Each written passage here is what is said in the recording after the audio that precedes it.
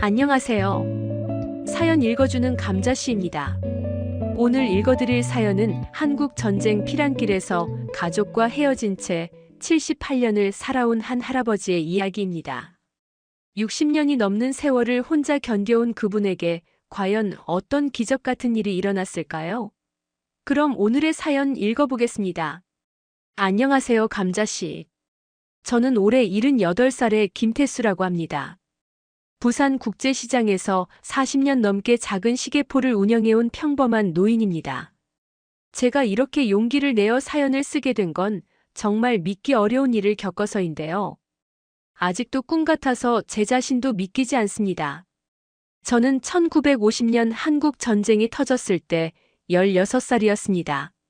함경남도 흥남에서 태어나 자란 저희 가족은 어머니, 2살 위인 순이 누나, 4살 아래인 태진이와 함께 살고 있었어요. 아버지는 제가 12살 때 병으로 돌아가셨고 어머니 혼자서 저희 3남매를 키우셨죠. 비록 가난했지만 정말 행복한 가정이었습니다. 그런데 1950년 12월 중국군이 개입하면서 모든 게 바뀌었습니다. 흥남철 수령이 내려지면서 저희도 급하게 짐을 싸야 했어요. 어머니는 아버지의 회종시계와 가족사진 몇 장 그리고 얼마 안 되는 옷까지만 보따리에 싸서 저희를 이끌고 흥남부두로 향했습니다. 부두는 그야말로 아비규환이었습니다. 수만 명의 피란민들이 배에 타려고 몰려들었고 곳곳에서는 가족을 잃고 우는 사람들의 소리가 들렸어요. 저희도 간신히 배에 타려고 줄을 서 있었는데 그때 갑자기 폭격 소리가 들렸습니다. 사람들이 패닉 상태에 빠지면서 무작정 앞으로 밀려나기 시작했어요. 그 순간이 지금도 생생합니다. 어머니가 제 손을 꽉 잡고 계셨는데 인파에 떠밀리면서 손이 놓쳤어요. 태수야! 하는 어머니의 목소리가 들렸지만 저는 이미 사람들에게 떠밀려 배 쪽으로 밀려가고 있었습니다. 뒤를 돌아보니 순이 누나가 어머니를 부축하고 있었고 태진이는 누나 뒤에 서서 저를 바라보고 있었어요. 형! 태진이가 손을 흔들며 소리쳤습니다. 저도 필사적으로 가족들에게 돌아가려고 했지만 이미 늦었어요. 사람들의 물결에 휩쓸려 그대로 배에 올라가게 되었습니다. 배가 떠나는 마지막 순간까지 저는 갑판에서 가족들을 찾아 헤맸지만 수많은 사람들 사이에서 그들을 찾을 수는 없었습니다. 그렇게 저 혼자 부산에 도착했습니다. 16살 소년이 낯선 땅에 혼자 떨어진 거죠. 처음 몇 달은 정말 지옥 같았습니다. 국제시장 근처에서 구걸하며 하루하루를 버텼어요. 그때 저를 거두어준 분이 시계 수리점을 하시던 박 사장님이었습니다. 당신도 전쟁으로 가족을 잃으신 분이셨는데 저를 친아들처럼 키워주셨어요. 박 사장님 밑에서 시계 수리 기술을 배우며 성장했고 20살이 되어서는 제 이름으로 작은 시계포를 차렸습니다. 장사가 잘 되지는 않았지만 동네 사람들이 고장난 시계를 가져오시면 정성스럽게 고쳐드렸어요.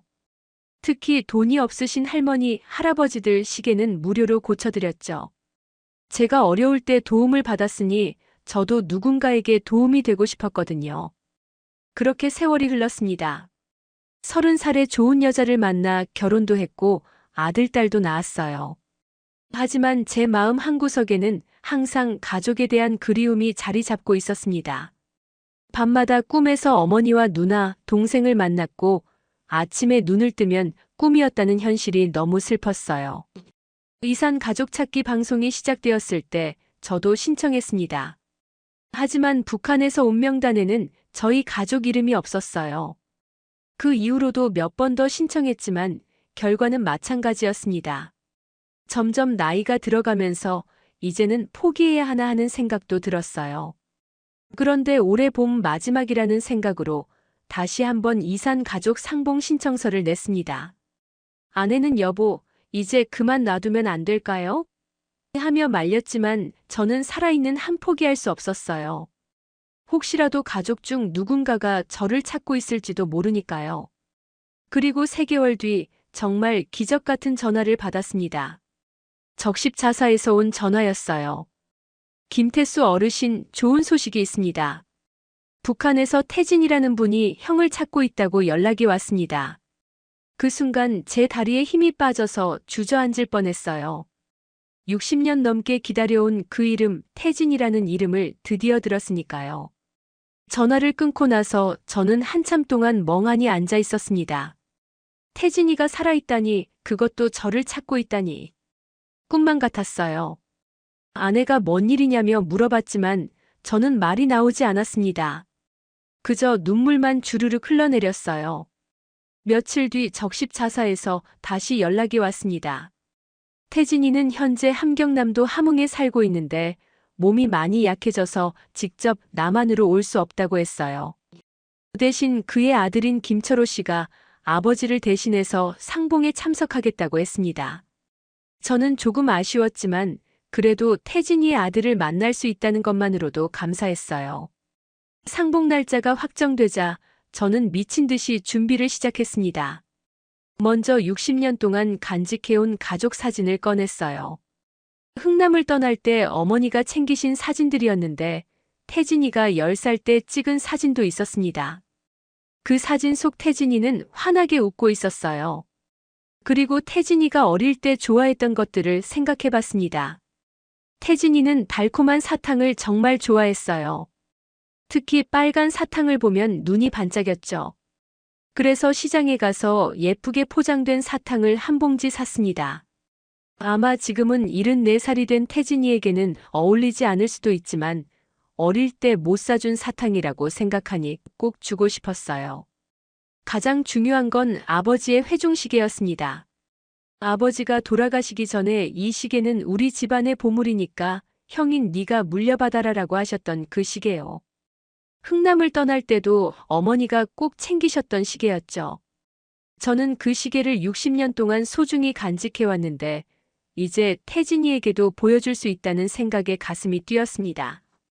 상봉 당일 아침 저는 새벽 5시에 일어났습니다. 잠이 오지 않아서 밤새 뒤척였거든요. 가장 좋은 옷을 입고 머리도 깔끔하게 빗었어요. 아내가 그렇게 떨지 말고 천천히 해요라고 달래줬지만 제 마음은 진정이 되지 않았습니다. 금강산 이산 가족 상봉소에 도착했을 때 저는 떨리는 마음으로 대기실에서 기다렸습니다. 다른 이산 가족분들도 모두 같은 마음이셨는지 다들 초조한 표정이셨어요. 어떤 할머니는 계속 손수건으로 눈물을 닦고 계셨고 어떤 할아버지는 긴장해서 계속 기침을 하고 계셨습니다. 드디어 제 순서가 됐습니다. 안내원이 김태수 어르신 준비되셨나요? 라고 물었을 때 저는 깊게 숨을 들이쉬고 고개를 끄덕였어요. 문이 열리고 제가 들어가자 저 멀리 한 남자분이 일어나셨습니다. 그 순간 저는 깜짝 놀랐어요. 그분의 얼굴에서 태진이의 모습을 찾을 수 없었거든요. 키도 태진이보다 훨씬 컸고 얼굴 생김새도 달랐습니다. 아, 이분이 태진이의 아들 철호 씨구나 하고 생각했죠. 안녕하세요. 저는 김철호입니다. 그분이 차분한 목소리로 인사를 했습니다. 그런데 왠지 모르게 그분의 표정이 차가웠어요. 제가 기대했던 것처럼 반가워하는 모습이 아니라 뭔가 경계하는 듯한 느낌이었습니다. 아, 철호 씨. 만나서 정말 반갑습니다. 저는 태진이 형 태수입니다. 제가 두 손으로 악수를 청했는데 철호 씨는 한 손으로만 가볍게 악수를 하셨어요. 그리고 저를 위아래로 훑어보시더니 조용히 자리에 앉으셨습니다. 태진이는? 동생은 잘 지내고 있나요? 제가 먼저 물었습니다. 철호 씨는 잠시 망설이시더니 몸이 많이 안 좋으세요. 당뇨도 있고 심장도 약하시고 라고 대답하셨어요. 그 말을 듣고 제 마음이 아팠습니다. 제가 더 일찍 찾았더라면 하는 후회가 밀려왔어요. 이것 좀 보세요. 태진이 어릴 때 사진이에요. 저는 준비해온 가족 사진을 꺼냈습니다. 태진이가 10살 때 찍은 사진이었는데 저와 누나와 함께 찍은 사진이었어요. 철호 씨가 사진을 받아보시더니 한참 동안 들여다보셨습니다. 정말 아버지가 맞나요? 철호 씨가 갑자기 물었습니다. 저는 깜짝 놀라서 네. 뭐라고요? 라고 되물었어요. 철호 씨는 사진을 내려놓으시더니 저를 똑바로 바라보셨습니다. 아버지는 평생 형님을 원망하며 사셨어요. 자기를 버리고 혼자 도망쳤다고, 가족을 버리고 살겠다고 배에 올라갔다고 말이죠. 철호 씨의 목소리에는 차가운 분노가 섞여 있었습니다. 저는 말문이 막혔어요. 아니에요. 저는 그날 인파에 떠밀려서 라고 변명하려 했지만 철호 씨는 제 말을 끊으셨습니다. 아버지는 그날 이후로 한 번도 웃으신 적이 없어요. 어머니가 돌아가셨을 때도, 제가 태어났을 때도, 손자가 태어났을 때도 말이에요. 항상 형이 나를 버렸다는 말씀만 하셨거든요. 제 가슴이 찢어지는 것 같았습니다. 태진이가 60년 동안 저를 원망하며 살았다니. 저는 그동안 동생을 그리워하며 살았는데 동생은 저를 미워하며 살았던 거예요. 그래도 이렇게 만나게 됐으니까. 제가 간신히 말을 꺼냈지만 철호 씨는 고개를 저으셨습니다. 솔직히 말씀드리면 저는 이 만남을 원하지 않았어요. 그쪽에서 너무 보고 싶어 하니까 어쩔 수 없이 온 것뿐이에요. 그런데 막상 와보니까 정말 우리 아버지의 형이 맞는지 확신이 서지 않네요. 철호 씨가 의심하는 것도 이해가 됐어요. 60년이라는 세월이 흐르면서 사람은 많이 변하니까요. 저도 16살 때와 지금의 모습이 완전히 다르죠. 이것도 보세요. 저는 아버지의 회종시계를 꺼냈습니다. 이건 우리 아버지가 남기신 시계예요. 태진이도 이 시계 기억할 거예요. 하지만 철호 씨는 시계를 대충 훑어보시기만 하셨어요. 그때 철호 씨가 갑자기 물었습니다. 아버지가 어떤 분이셨는지 기억나세요? 저는 네, 물론이죠. 키가 크시고 목소리도 굵으시고 정말 자상하신 분이셨어요라고 대답했어요. 그럼 아버지가 어떤 아이였는지도 기억나세요? 철호 씨의 질문에 저는 자신 있게 대답했습니다. 태진이는 오른손잡이였고 천둥 소리를 무서워했어요. 그리고 달콤한 사탕을 정말 좋아했죠. 그런데 철호 씨의 표정이 이상해졌어요. 뭔가 당황하는 것 같았습니다. 오른손잡이요? 천둥 소리를 무서워했다고요? 철호 씨가 다시 물었어요. 네, 맞아요. 왜요? 제가 되물었을 때 철호 씨는 한참 동안 말을 하지 않으셨습니다. 그리고 작은 목소리로 중얼거리셨어요. 이상하네. 우리 아버지는 왼손잡이신데. 그리고 천둥 소리를 전혀 무서워하지 않으시는데. 그 순간 저는 뭔가 잘못됐다는 느낌이 들었어요. 하지만 60년이라는 세월 동안 사람이 변할 수도 있다고 생각하며 애써 마음을 진정시켰습니다. 혹시 아버지께서 전하실 말씀이 있으셨나요? 제가 물었을 때 철호 씨는 고개를 저으셨어요. 특별한 말씀은 그냥 형이 어떻게 살았는지 궁금해하셨어요. 상봉 시간이 끝나갈 무렵 저는 준비해온 사탕을 철호 씨에게 건넸습니다. 이걸 태진이에게 전해주세요. 어릴 때 사주지 못한 사탕이라고. 철호 씨는 사탕을 받아들이시더니 감사합니다라고 말씀하셨지만 여전히 표정이 어두우셨어요. 첫 만남이 끝나고 숙소로 돌아온 저는 복잡한 마음이었습니다. 태진이의 아들을 만났다는 기쁨도 있었지만 뭔가 어긋나는 느낌도 들었어요. 특히 철호 씨가 말한 태진이의 모습이 제 기억과 너무 달랐거든요. 그날 밤 저는 잠을 이루지 못했습니다. 혹시 제가 잘못 기억하고 있는 건 아닐까? 아니면 정말 태진이가 60년 동안 저를 원망하며 살았던 걸까? 온갖 생각이 머릿속을 맴돌았어요. 다음 날 아침 저는 철호 씨와 다시 만났습니다. 이번에는 좀 더 구체적인 이야기를 나눠보고 싶었어요. 혹시 제가 놓친 부분이 있을지도 모르니까요. 둘째 날 아침 저는 일찍 식당에 내려갔습니다. 철호 씨와 좀 더 편안한 분위기에서 이야기를 나누고 싶었거든요. 어제는 너무 긴장해서 제대로 된 대화를 나누지 못했다는 생각이 들었어요. 철호 씨도 이미 식당에 와 계셨습니다. 저를 보자 가볍게 고개를 끄덕이며 인사하셨어요. 어제보다는 조금 부드러워 보이셨지만 여전히 어딘가 경계하는 듯한 모습이었습니다. 어젯밤 잘 주무셨어요? 제가 먼저 말을 걸었습니다. 철호 씨는 네, 그럭저럭요라고 간단히 대답하셨어요. 그리고 커피를 한 모금 마시더니 갑자기 물으셨습니다. 할아버지, 솔직히 물어봐도 될까요? 정말 우리 아버지 형이 맞으신가요? 저는 깜짝 놀랐어요. 왜 그런 말씀을 하세요? 물론 저는 태진이 형이에요. 어제 말씀하신 것들이 우리 아버지와 너무 달라서요. 오른손잡이라고 하셨는데 우리 아버지는 왼손잡이시거든요.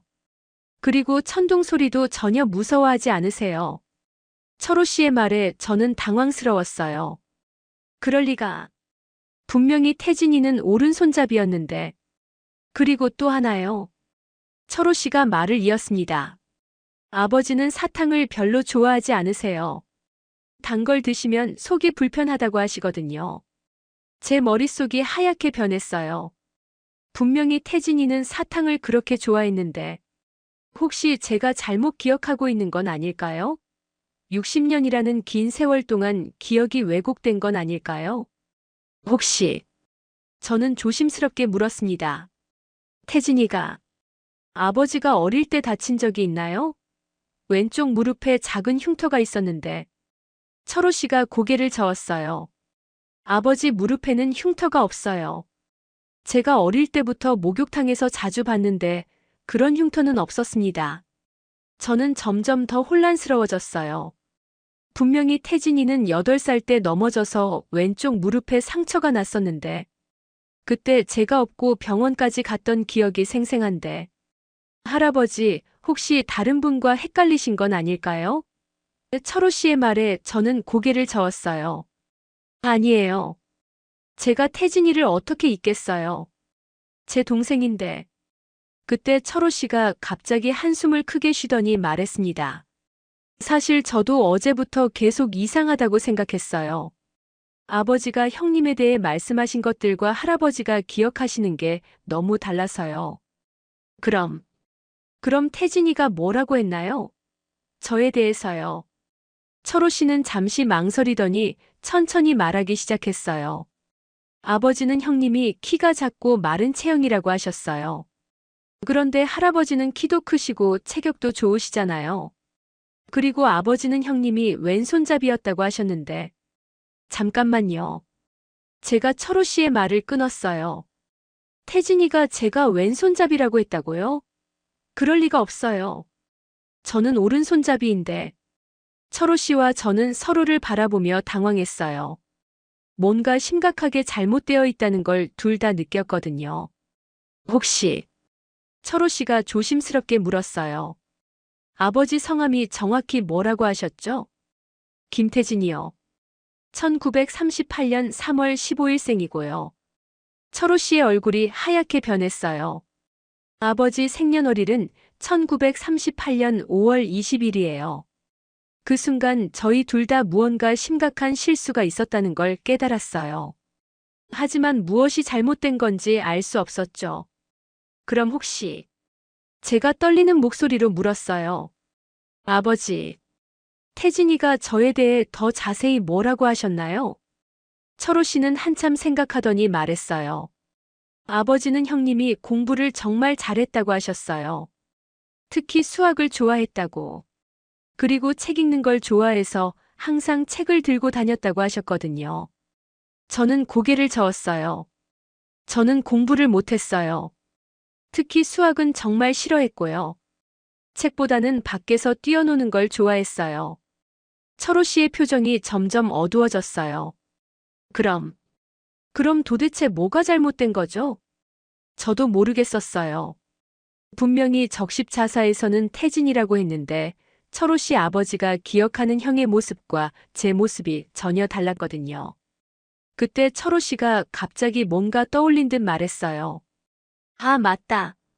아버지가 형님에 대해 한 가지 더 말씀하신 게 있어요. 뭐라고요? 아버지는 형님이 피란길에서 자기를 구하려다가 다치셨다고 하셨어요. 인파에 떠밀려 넘어진 자기를 일으켜 세우려다가 형님도 같이 넘어지셨다고. 그래서 형님이 배에 먼저 올라가게 됐다고 하셨거든요. 저는 깜짝 놀랐어요. 뭐라고요? 제가 태진이를 구하려고 했다고요? 네, 그런데 형님은 그렇게 기억하지 않으시나요? 저는 그날의 기억을 다시 떠올려 봤어요. 분명히 저는 인파에 떠밀려서 가족들과 헤어졌지, 누군가를 구하려고 한 기억은 없었어요. 아니에요. 저는 그냥 인파에 떠밀려서. 그때 철호 씨가 갑자기 얼굴을 손으로 감싸며 말했어요. 이상해요. 너무 이상해요. 아버지가 말씀하신 것과 할아버지가 기억하시는 게 하나도 안 맞아요. 저도 점점 불안해졌어요. 혹시 잘못된 사람과 만난 건 아닐까요?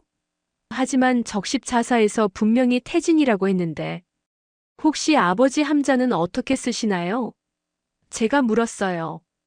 태진. 클테 나아갈 진자요. 저희 태진이도 똑같아요.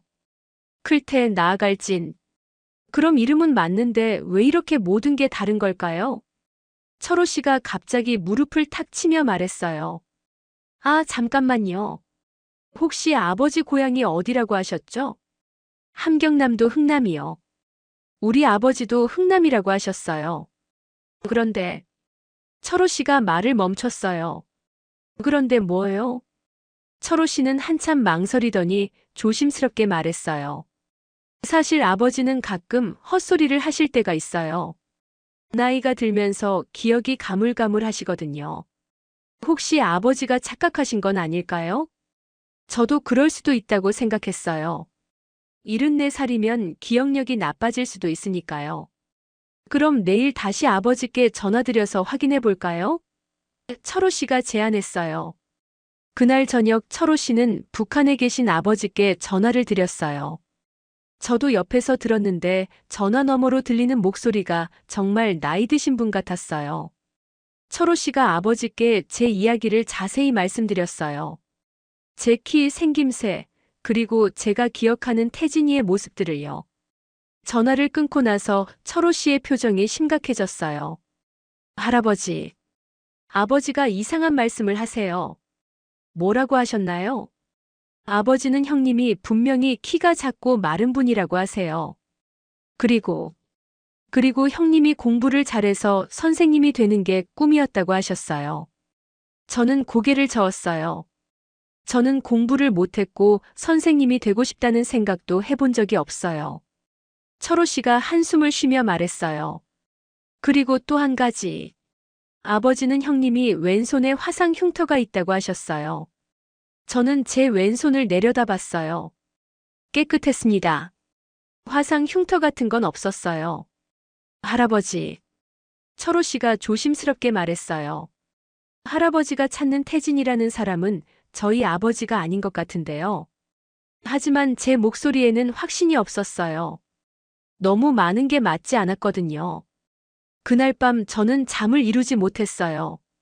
온갖 생각이 머릿속을 맴돌았습니다. 혹시 제가 60년 동안 잘못된 희망을 품고 살았던 건 아닐까요? 다음 날 아침 철호 씨를 만났을 때 그분의 표정이 어제와 달랐어요. 뭔가 결심한 듯한 표정이었습니다. 할아버지, 어젯밤에 아버지와 긴 통화를 했어요. 철호 씨가 말했어요. 그래서요? 아버지께서 결국 진실을 말씀해 주셨어요. 철호 씨의 목소리가 떨리고 있었어요. 그리고 갑자기 제 앞에 무릎을 꿇더니 말했어요. 할아버지, 죄송합니다. 사실 우리 아버지는 진짜 태진이가 아니에요. 저는 무슨 말인지 이해할 수 없었어요. 뭐라고요? 철호 씨의 눈에서 눈물이 흘러내렸어요. 진짜 태진이는 피란 도중에 죽었어요. 우리 아버지는 그때 태진이의 이름을 가져와서 지금까지 살아온 거예요. 그 순간 제 머릿속이 하얗게 변했어요.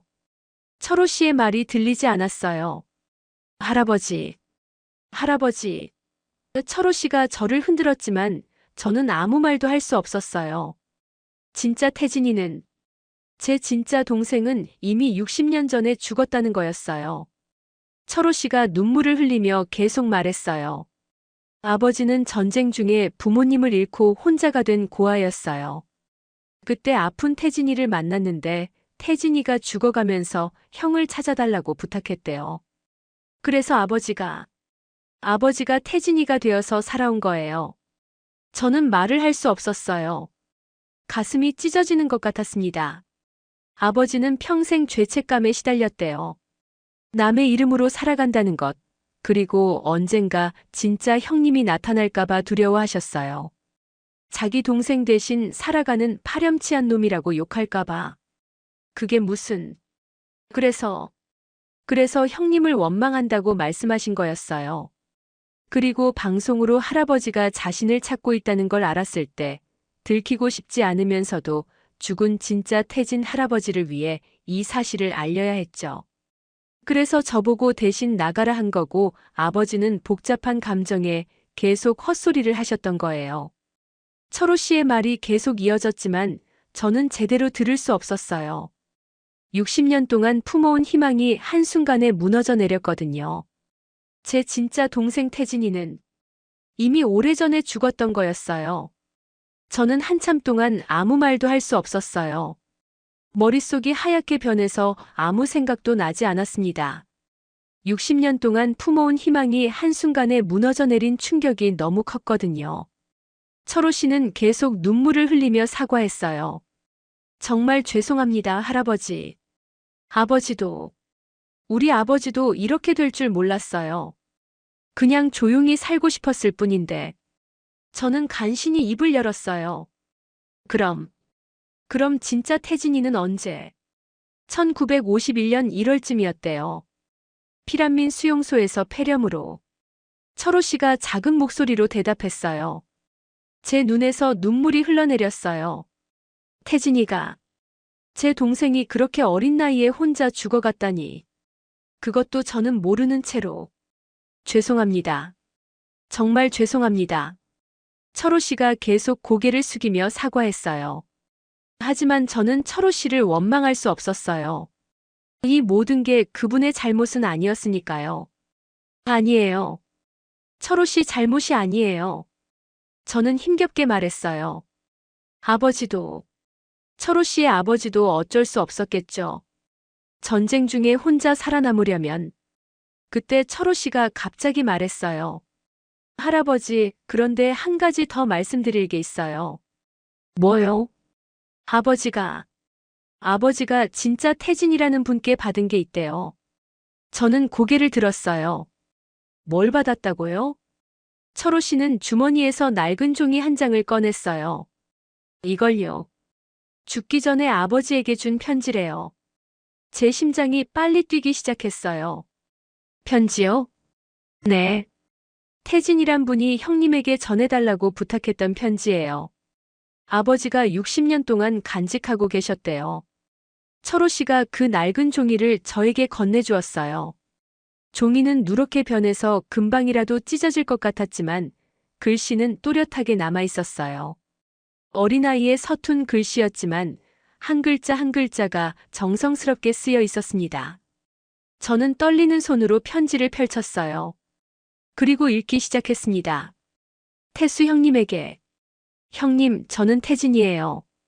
이 편지를 읽고 계신다면 저는 아마 형님을 못 만났을 거예요. 저는 지금 많이 아파요. 기침도 계속 나고 열도 나요. 아저씨가 병원에 데려가 주셨는데 의사 선생님이 고개를 저으셨어요. 형님, 저는 그날 형님이 배에 타는 걸 봤어요.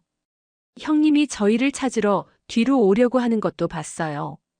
그런데 사람들이 너무 많아서 못 오셨죠? 괜찮아요.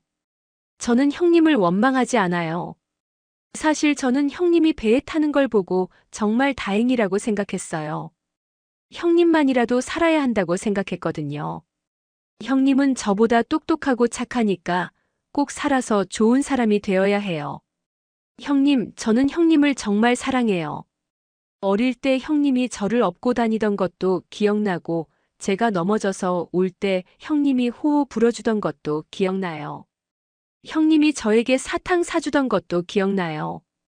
형님, 저는 죽어도 괜찮아요. 형님이 살아있으니까요. 형님은 꼭 행복하게 사세요. 그리고 저 대신 오래오래 사세요. 형님을 사랑하는 동생 태진이가. 편지를 다 읽고 나니 제 얼굴이 눈물범벅이 되어 있었어요. 이런 편지가 있었다니.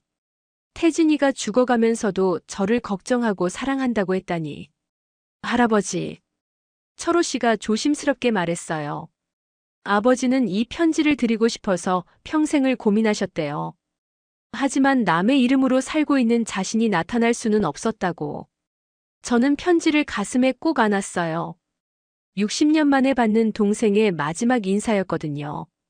그리고 한 가지 더요. 철호 씨가 또 주머니에서 뭔가를 꺼냈어요. 작은 사탕 하나였어요. 정말 오래된, 거의 돌덩이처럼 굳어버린 사탕이었어요. 이것도 동생분이 형님에게 주고 싶다고 했던 거래요. 자기가 마지막으로 가지고 있던 사탕이라고. 형님이 사탕을 좋아한다고 알고 있었나 봐요. 제 손이 더욱 심하게 떨렸어요. 태진이가, 제 동생이 죽어가면서도 저를 위해 사탕을 간직하고 있었다니. 그때 철호 씨가 갑자기 무릎을 꿇더니 깊게 절을 했어요. 할아버지, 우리 아버지가 동생분의 마지막 부탁을 60년 동안 지키지 못했어요. 정말 죄송합니다. 저는 철호 씨를 일으켜 세웠어요. 아니에요. 당신 아버지가 잘못한 게 아니에요. 오히려 고마워요. 네. 당신 아버지가 태진이의 마지막 부탁을 60년 동안 간직해 주셨잖아요. 이 편지와 사탕을 지켜주셨잖아요. 철호 씨의 눈에서 또 눈물이 흘렀어요. 할아버지. 저는 철호 씨의 손을 잡았어요. 철호야, 네 아버지는 나쁜 사람이 아니야. 전쟁 중에 혼자 살아남으려고 어쩔 수 없이 그러신 거잖아. 그리고 태진이의 마지막 부탁을 60년 동안 마음에 품고 사셨잖아. 하지만 남의 이름으로 살았는데. 그래도 태진이의 마음을 대신 품고 살아주셨잖아. 태진이가 저를 사랑한다는 마음, 저에게 전하고 싶었던 마음을 네 아버지가 60년 동안 간직해 주신 거야. 저는 아버지의 회중시계를 꺼내서 철호 씨에게 건네주었어요. 이걸 네 아버지께 드려. 이제 아버지도 우리 가족이야. 아니에요. 이런 귀한 걸 어떻게 받아. 태진이가 저를 사랑했다는 걸 60년 동안 증명해 주신 분인데 가족이 아니고 뭐야? 철호 씨는 시계를 받으며 눈물을 흘렸어요. 정말 괜찮으세요? 괜찮아. 오히려 고마워. 태진이가 나를 원망하지 않았다는 걸 알게 됐잖아. 그리고 마지막까지 나를 사랑했다는 것도 알게 됐고.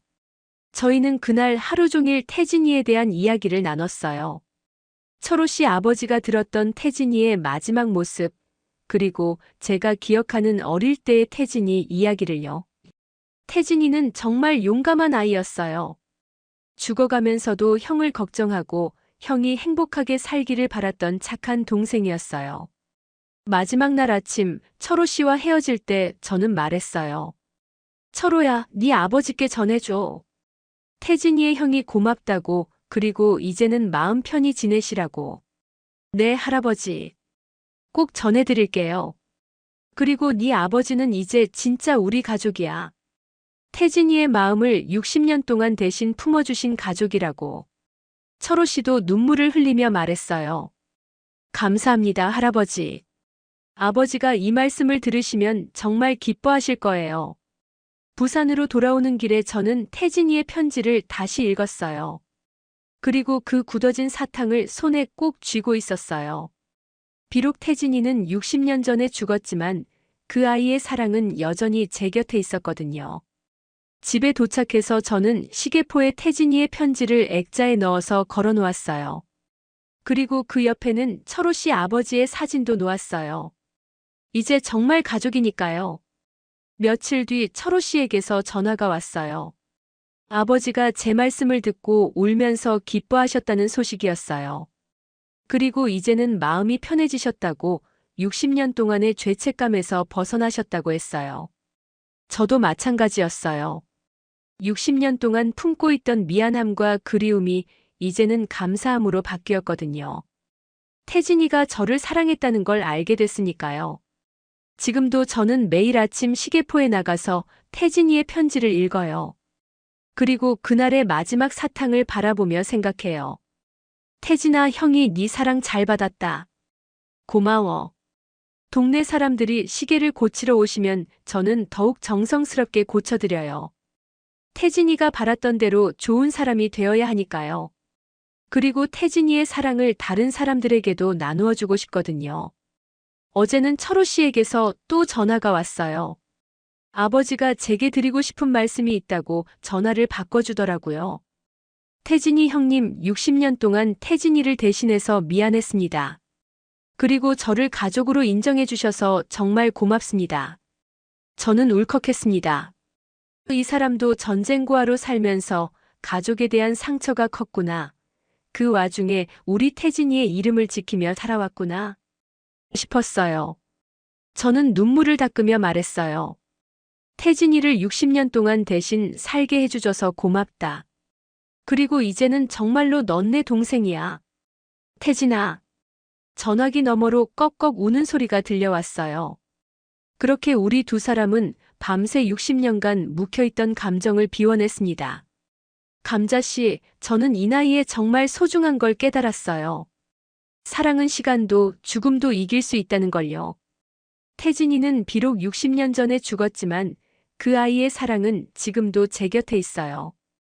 그리고 그 사랑을 다른 분이 60년 동안 대신 품어주셨다는 것도 기적 같은 일이죠. 혹시 이 사연을 듣고 계신 분들 중에서도 전쟁으로 가족과 헤어지신 분들이 계시다면 포기하지 마세요. 비록 직접 만나지 못할지라도 사랑은 어떤 방법으로든 전해지거든요. 그리고 가족의 의미는 혈연만이 아니라는 걸 저는 배웠어요. 진심으로 누군가를 사랑하고 그 사람의 마음을 품어주는 것, 그것이 진짜 가족이라는 걸요. 감자씨, 제 긴 사연을 끝까지 읽어주셔서 정말 고맙습니다. 덕분에 제 마음속 이야기를 많은 분들과 나눌 수 있었어요. 모든 청취자분들도 가족의 사랑 속에서 행복하게 지내시길 바라요. 그리고 혹시 힘든 일이 있으시더라도 사랑은 언제나 우리 곁에 있다는 걸 기억해 주세요. 고맙습니다. 오늘의 사연도 재미있으셨다면 구독과 좋아요 꾹 눌러주세요. 감자에게 들려주고 싶은 이야기가 있다면 보내주세요. 그럼 다음 사연에서 만나요.